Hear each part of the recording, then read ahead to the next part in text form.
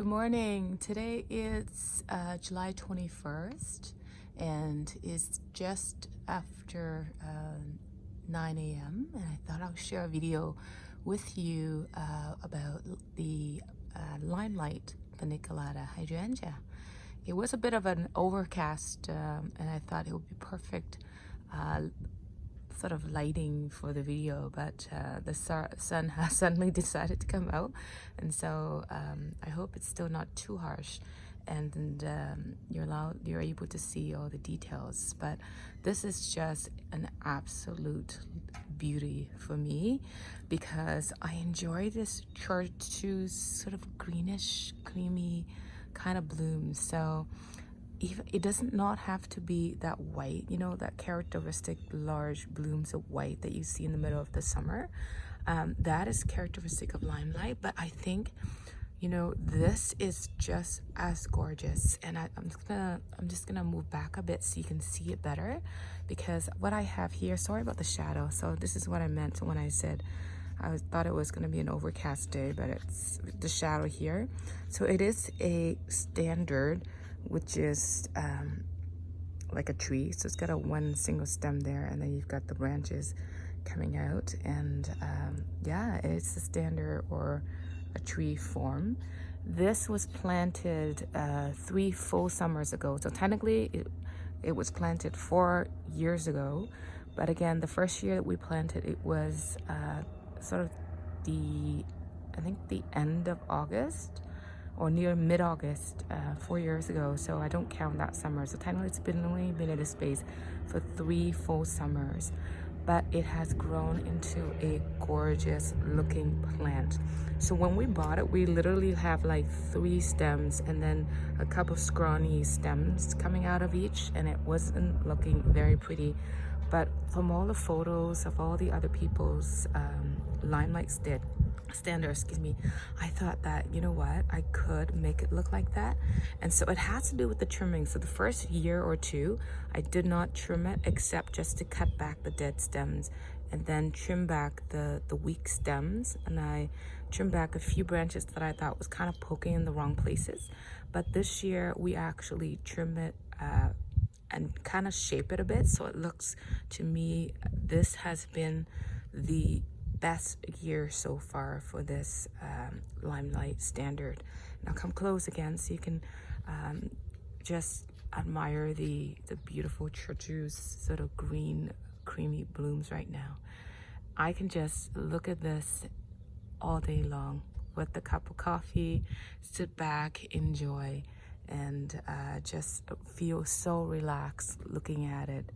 So I'll come a little closer so you can see the more creamy blooms. I think this one here, it's got more creamy color to it right now. There it is. And these blooms are huge. They are the biggest blooms in my garden when they're fully grown out. So like from here to here, they're at least 8 to 12 inches long, depending upon how you trim them. So because we did trim them quite far back, the blooms are not going to be, you know, the maximum size, like 12 inches. They're more between 6 to 8 inches for me, because I don't like them too big, because they do get quite heavy. So you can see how dense the blooms are, right? Like how dense they are.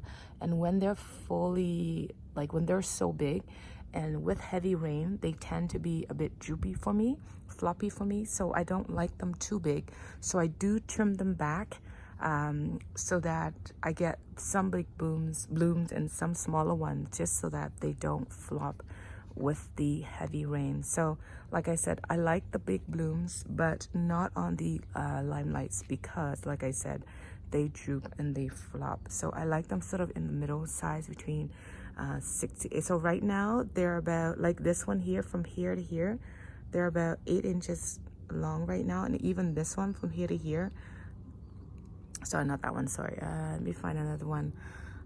So I have some of the other ones, oh, like for example this one here. So this is one bloom right here, so you can see, like, there it is. So like if you count from like here to here, that's about 8 inches. Okay, so that to me is okay. Those don't flop, but like I said, I don't want them too big. So I'll show you the tag. So this is what they look like in the coming week or so. So right now you can see there are some that are sort of like that.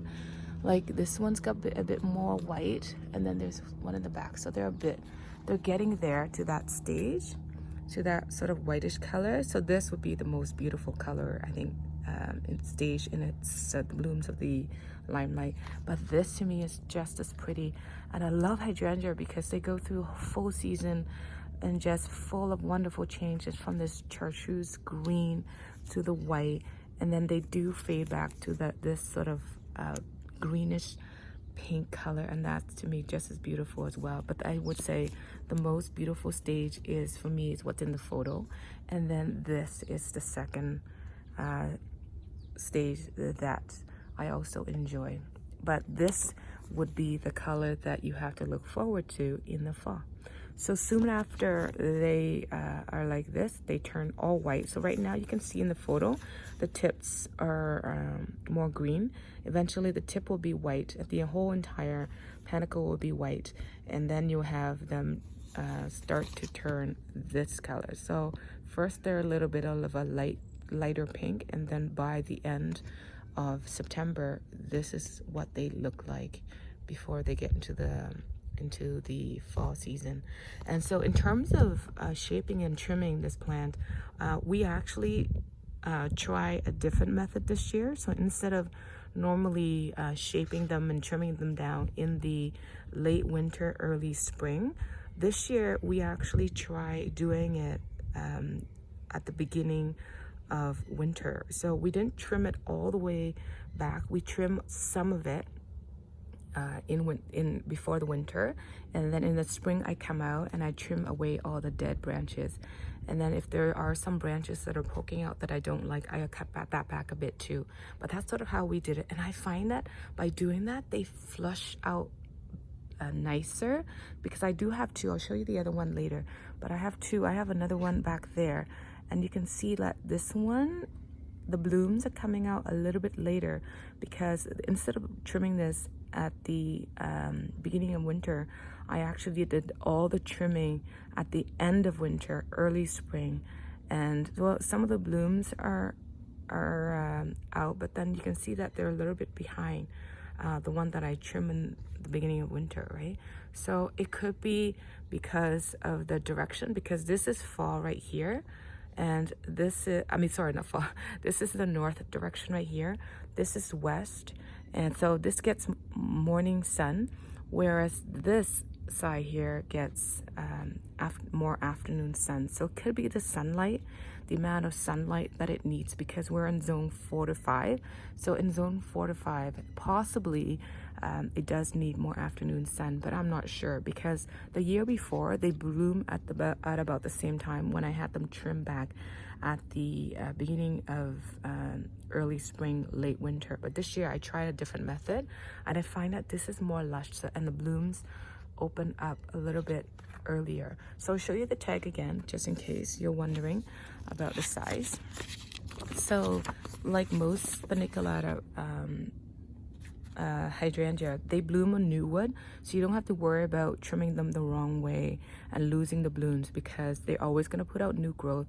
And each of the stem that you see that they come out, it's going to be one panicle. So I guess the more stems or branches you leave, the more panicles you'll have, except they'll be smaller. So if you want larger blooms, you would want fewer stems. If you want more smaller blooms so that they don't flop, you would want more stems, so that they tend to form smaller ones, but more of them, so they don't flop. So enough about that. So these are hardy to zone 3. So you can technically, in my zone 4 to 5, it's a little risky, but I technically could try planting this in a large enough planter that could overwinter outdoor as well. But that could be a little risky because I'm in zone 4, sometimes 5. But I think if the pot is big enough, it might be able to winterize outdoor, because it is hardy all the way to zone 3, which is amazing, right? Because like I said, I live in a zone 4 or 5, and the temperature here does get close to minus 40 degrees Fahrenheit or close to minus 40 degrees Celsius if you're in other parts of the world, such as Canada, which is where I live. We use Celsius. So like I said in previous videos, our temperatures don't always get to minus 40 degrees Fahrenheit or minus 40 degrees Celsius, but with cold wind and so on, and we do sometimes get close to that temperature. But anyway, so it takes sun to part shade, but like I said, I think in our zone it does like more of full sun, which is this part here. So it is facing north and it's on the east side of the fence, so it does get morning sun because the sun goes this way, right? So it does, I'm sorry, more afternoon sun. So it grows 6 to 8 feet tall and wide, and so I would say you can control the size a little bit. So right now you can see our fence board here, it's about 6 feet tall, and the panicles are now at that height. So the whole panicle, the whole standard is about 6 feet tall, but in terms of width, I would say it's about 4 feet, right? So 1, 2, 3, 4, so 4 feet wide. So possibly because of all the shaping that I've done, that they're a little bit smaller, or it could be that, you know, over the years they might grow a little bit bigger. But so far they've only been here, like I said, 4 years. This is the 3rd full summer they're in this space, so who knows, in the coming few years maybe they'll get bigger. But you know, it says here to prune late winter, early spring. So I did do, like I said, different kind of trimming, pruning this year. So next year I would try the same and see how things go. But definitely it is the most beautiful hydrangea to me, except the only thing, the drawback about this is that it doesn't bloom early like some of my other hydrangeas, like the Bobo and the Firelight. So I do have to wait till about 3rd week of July to start enjoying the blooms. But from the beginning of July until now, this is like, you see the broccoli stage, and then they turn, the panicles grow and they turn sort of greenish, and then about this time, that's when they start to become creamy. So even though I don't get the white blooms like the Bobo at the beginning of July, I do get sort of a greenish color bloom, and they look just as gorgeous as well. And while we're at it, I'm going to show you something that I actually created. There is my Bobo standard. So I'll move this out of the way so you can see it. Like, can you make out the shape of this standard? So there's the one stem here, and there is the canopy part of it. Is that cute? So this this was actually shaped by me. So I took one branch and cut everything else away 2 years ago, and this is what it looks like this year. So in 2 years time, it has gone from, you know, like 3 stems to a sort of semi-bushy canopy. And I can't wait to see what it's gonna look like next year, because this is gorgeous. And I'm thinking of creating, forming another one, which I've just started. Well, I'll show you that in a bit. But I'm thinking of actually putting this in a pot and have it like a centerpiece in my pot, and then plant around it. So I'm gonna give it a try next year. Next spring, I'm gonna dig it up, put it in a pot, and put it at the front of the house as a centerpiece in my my pot. So that's pretty, so lovely. So I'll show you another one that I actually created last fall. So I have another one here. So this is quite small. See that? So the stem is quite skinny. It's like a, I don't know, 1/4 inch thick and wide, and it's being supported by a wood right now. So you see how small it is? It's about only about a 1/4 inch size right now, so it can't support itself yet. So last year was just a single stem. I cut all the branches back, and this year it has flushed out. So this is one, you can see one, I don't want to touch it, bend it too much because I don't want the stem to break. So this is beginning to look like a little tree to me. So I've got, sorry, it's hard to see here. Here, I'll bend it down a little bit. So I've got 1, 2, and then 3, 4. Do you see that? 1, 2, 3, 4. And then it comes down here with the single stem. So that's what the other Bobo standard looked like last year. And then in the spring, I will cut the blooms off here, and then they will stand up more stemmed, and that will make it the same sort of shape as the one that I just showed you. So this is what it looks, the other tree looked like last year. So I can't wait until next spring when this ends up looking like the other Bobo tree. Then I will have two to put into my 2 pots at the front of the house as the centerpiece. So isn't that gorgeous? I just can't wait. Can't wait. And I'll show you this Bobo again because I can't help but admire how beautiful and cute and adorable it looks. There it is. And if you follow me on Instagram, you'll see that I posted this photo on Instagram a couple days ago. Is that gorgeous? So gorgeous. And this year in the fall, I'm thinking of making another one for my mom. She wants me to create one for her as well. And I'll show you, because I have a stem on this bush here that I could turn into another tree. And I'm hoping to do a video on how to do that.